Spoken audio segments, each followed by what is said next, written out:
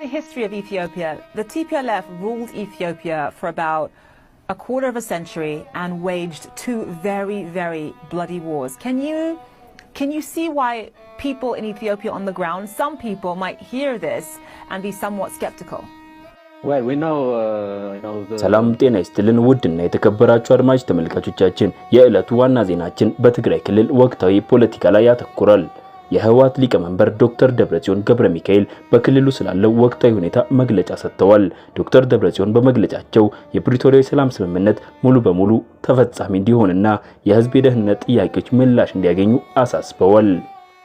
በሌላ በኩል በዶክተር ደብረጽዮን የሚመራው ፓርቲው አመራርና በክልሉ ጊዜያዊ አስተዳደር መካከል ያለው የፖለቲካ አለመግባባት አሁንም እያደገ መምጣቱን ታዛቢዎች እየገለጹ ይገኛሉ።